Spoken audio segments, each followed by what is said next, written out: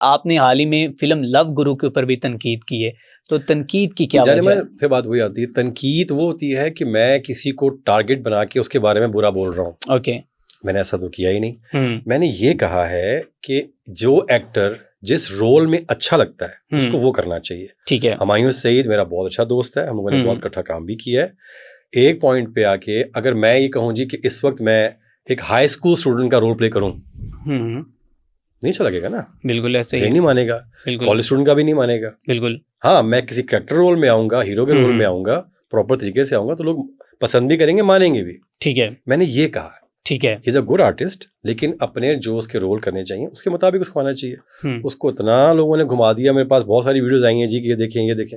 मैं वही कहता हूँ कि अपने चैनल की रेटिंग लेने के लिए लोग पता नहीं क्या कुछ बोलना शुरू कर देते हैं। बिल्कुल ठीक आप ये चीज चेक करें कि मैंने बात की कहाँ से है, क्या कह रहा हूँ मैं। ठीक है, तो जो उस पर रखें ना, ये ना करेंगे जी हाँ जी हमारी रेटिंग चैनल्स की लाइक्स बढ़ जाएंगी। ये मीन दैट कि आज का हमारा पॉडकास्ट फैक्ट्स एंड चेक पे ही हो सकता है। ऐसे भी ये हो सकता है कि सारे अच्छी बात है, फैक्ट्स एंड चेक पे जरिए क्लियर हो रही है। चलें ठीक है। अच्छा सर, ये बताएं किस वक्त आपको लगता है कि इंडस्ट्री में अभी ग्रुपिंग, लॉबी और हसद है? शुरू से है, तो अब से नहीं है, शुरू से है, डे वन से है। देखें, प्रोफेशनल जेलसी अगर आप बैंकर हैं तब भी मिलेगी आपको, डॉक्टर हैं तब भी मिलेगी आपको, इंडस्ट्री में जाएं तब भी मिलेगी आपको। अगर आप मुझसे अच्छा कर रहे हैं तो मैं कुछ बहुत कम लोग दो दुआ आपके लिए करेंगे या अल्लाह इसको और कामयाबी दे, बहुत कम लोग ऐसे करते हैं। ठीक है। बहुत से लोग आपसे हसद करेंगे, यार इसकी पॉडकास्ट अच्छी क्यों जा रही है, बिल्कुल आगे बढ़ गया, कल का बच्चा हमारे सामने खड़ा हो गया आके। बिल्कुल ऐसे ही। ये कोई नहीं कहेगा यार उसने मेहनत कितनी की है, उसने क्या कुछ पापड़ बेले हैं, बिल्कुल उसको अप्रिशिएट करो। जिसको अल्लाह इज्जत दे उसको मानो। बिल्कुल ऐसे ही। अगर आप नहीं मानते फिर आप मुनाफकत कर रहे हैं। तो मेरा भी यही मानना है कि जिस तरह का जो निज़ाम चल रहा था उसको आपको अप्रिशिएट करना चाहिए, ना कि आप लेग पुलिंग करें या मुनाफकत करें या किसी की गीबत करें पीछे बैठ के। अच्छा, राइस साहब की ज़िंदगी में भी कोई उनके दुश्मन और दोस्त थे जिनका आप नाम बताना चाहें? प्रोफेशनल जेलसी उनकी बहुत से जो एक्टर थे उनके साथ थी। वो कहते थे राइस साहब जाएंगे तो हमारी शायद बनी बारी आनी है, राइस साहब अब काम छोड़ेंगे तो हमारी बारी आनी है। अबू जी कहते थे यार, अब यकीन करें टाइम ये आ गया था कि अबू जी ने कहा कि यार मुझे अब रिटायरमेंट दे दो। मैंने अपनी फैमिली को बहुत निगलेक्ट कर दिया, मैंने बहुत टाइम दिया आप लोगों को। वाकई में हमें इतना टाइम अबू जी ने नहीं दिया जितना, मतलब है कि अगर आपके पास 24 आवर्स हैं उसमें से 1 घंटा या आधा घंटा फैमिली को, बाकी सारा काम में। अच्छा। तो बात ये आती है कि वो कहते थे यार मुझे, अब आप बच्चे आ गए नए नए, सब हैदर भी आ गया, रैम्बो भी आ गया, शान भी आ गया, फलां इनसे काम लो आप, मुझे अब आप रिटायरमेंट दे दो। ठीक है। नहीं जी, आपके बगैर काम चलना ही नहीं है। ठीक है। अब्बू जी ने वो, मैं कहता हूँ कि वो मिसाल गलत करके दिखा दी, किसी के जाने से फर्क नहीं पड़ता, उनके जाने से पड़ा। पंजाबी सिनेमा ही तबाही हो गई है सर। पंजाबी सिनेमा नहीं, इंडस्ट्री ही खत्म हो गई। पाकिस्तान फिल्म इंडस्ट्री बिल्कुल खत्म हो गई बिल्कुल। क्योंकि कुछ बरकतों वाले लोग होते हैं, अल्लाह ताला ने कुछ लोग पिक किए होते हैं अपने काम के लिए, और वो माशाल्लाह बरकतों वाले लोग थे, क्योंकि उनके अंदर गिबत, बुग़्ज़, हसद नहीं थी। ठीक है। वो अल्लाह के बंदे थे, और वो आप यकीन करें कभी अगर आपकी मुलाकात उनसे होती, उन्होंने एक मुलाकात में आपको अपना बना लेना था। क्या बात है। इतने हम्बल और प्यार वाले बंदे थे वो, अगर आपने कुछ उनके बारे में गलत उनके मुंह पे कह भी दिया ना, तो एक प्यार से वर्ड कहते थे पुत्री। पुत्री क्यों है अल्लाह खैर, कोई गल नहीं, कोई आज चलो कम करने। ठीक है। उन्होंने कभी अना का मसला नहीं बनाया कि मैं सुल्तान राही हूँ तो मुझे ये बात से कैसे कह दी। क्या बात है। उन्होंने कभी ऐसे नहीं किया, फॉरगिव किया, माफ़ किया, सब कोई बात। ठीक है। अच्छा सर, बताइएगा कि इस वक्त हमारे जो हमसाय मुल्क भारत की पंजाबी फ़िल्मों की और पाकिस्तान की पंजाबी फ़िल्मों की बात की जाए तो वो दिन ब दिन जो है उनमें वो तरक्की के मनाजिल तय कर रहे हैं, लेकिन हम जो है वो दिन ब दिन जो कि बॉटम में जाते जा रहे हैं। तो क्या इसकी वजह क्या है? आई थिंक जिस दिन हम लोग आपस में यूनाइट हो जाएंगे ना, यूनाइट, तो उस दिन काम अच्छा हो जाएगा। हम लोगों ने अपने आप को ना कुछ ज़्यादा ही डिवाइड कर लिया हुआ है। जैसे हमने शुरू में भी कहा, ग्रुप्स बन चुके हैं, आपस में गीबत होती है, बुग़्ज़ होती है, किसी की बैक बाइटिंग, लेग पुलिंग। इससे क्या हो रहा है कि हम नीचे नीचे जाए जा रहे हैं।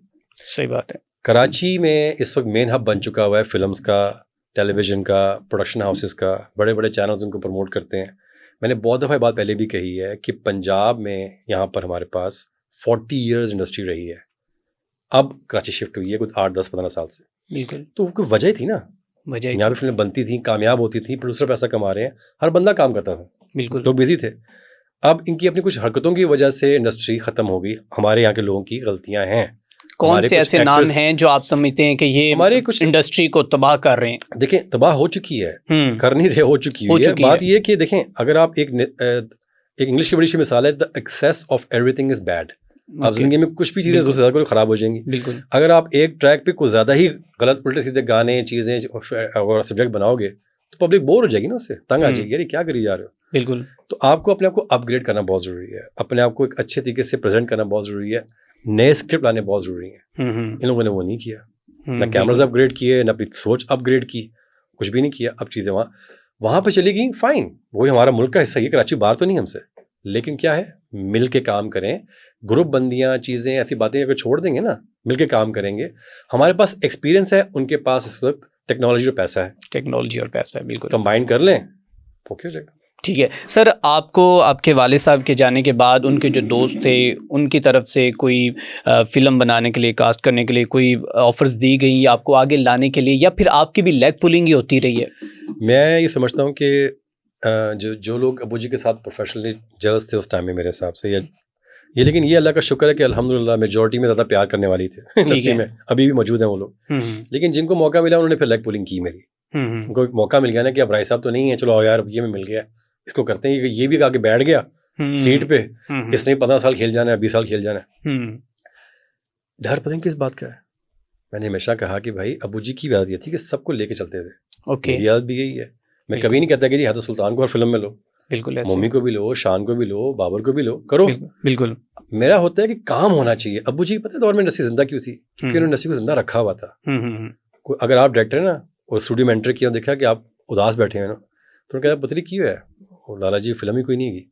अच्छा, बिल्कुल। शहबाज एनु 50,000 दे दे, उस दौर का 50,000 बड़ी रकम होती थी। लाला जी की बेटा कर लेंगे, तो काम फिल्म शुरू कर, मैं सेट पे आ जाऊंगा। अब क्या हुआ, उसने फिल्म अनाउंस की, फिल्म उसकी बिक गई, काम शुरू हो गया। उन्होंने कभी प्रोड्यूसर का नुकसान नहीं कभी किया, उन्होंने इंडस्ट्री को चला के रखा। आज के दौर में ये चीज़ें नहीं होती हैं। ठीक है। अच्छा सर, सुल्तान राय साहब का अपना पसंदीदा एक्टर कौन सा था जब वो खुद इस फिल्म इंडस्ट्री के अंदर काम कर रहे थे? उनको कौन सा एक्टर अच्छा लगता था? उनके फेवरेट एक्टर जो थे ना, वो हॉलीवुड के एक्टर थे, एंथनी क्विन, वो उनको बहुत पसंद थे। ठीक है। और यहाँ पर पाकिस्तान में मैं कहूँगा कि अजमल खान साहब, इनका नाम है, खास था, ब्लैक एंड वाइट फिल्मों के बड़े सीनियर एक्टर थे। तो अबू जी अपने स्टार्टिंग के दौर में ना उनको जाके बहुत देखते थे, और यहाँ पे कभी थिएटर में कभी कर रहे हैं, कभी कहीं कर, तो अबू जी जाके वहाँ बैठ कर उनको वॉच करते थे, तो वो उनको अपना उस्ताद मानते थे। ठीक है। तो ये 2-3 नाम है जो मुझे पता है। ठीक है, उनमें से। अच्छा, उनकी अपनी ज़िंदगी में कौन सा ऐसा मुनफरिद काम था या आपके नज़दीक आप समझते थे कि उन्होंने बहुत ही अच्छा जो है वो काम किया है फिल्म इंडस्ट्री के अंदर? कोई ऐसी फिल्म जो है? मुझे पर्सनली तौर पे अगर मैं कहूँ तो मुझे मौला जट बहुत पसंद है अबू जी की। ठीक है। खाली इसलिए नहीं क्योंकि वो हिट हो गई है, उसमें अगर आप देखें ना जो डायलॉग्स दोनों के हैं, अबू जी के और क्रश अंकल के जो आपस में जो डायलॉग्स हैं, उसका बड़ा मजा आता है जो बोलते हैं आपस में ना। बिल्कुल ऐसे ही। अबू जी इतना लाउड बोल रहे हैं और क्रश साहब होता है अंडर बोल रहे हैं, और उनकी जो आपस में, और फिर एक्शन जब आता था तो लगता था कि ये बंदा वाकई में, मैंने अबू जी को नाम दिया हुआ था सुपरमैन का। ओके। कि पंजाब के सुपरमैन है वो, क्योंकि अच्छा। मौला जट का कैरेक्टर है, उसको कोई गिरा नहीं सकता, चाहे खड़ा हो गया, पंजाब का जवान है, ये कर देगा ऐसे ना। ठीक है। वो फिल्म मुझे बड़ी पसंद है। अदरवाइज अगर मैं सेंटीमेंट्स की बात करूँ, किस्मत फिल्म उनकी बहुत अच्छी है। Okay. I would say Bashira मुझे उनकी बहुत पसंद है, और बाबुल सद के तेरे। ठीक है।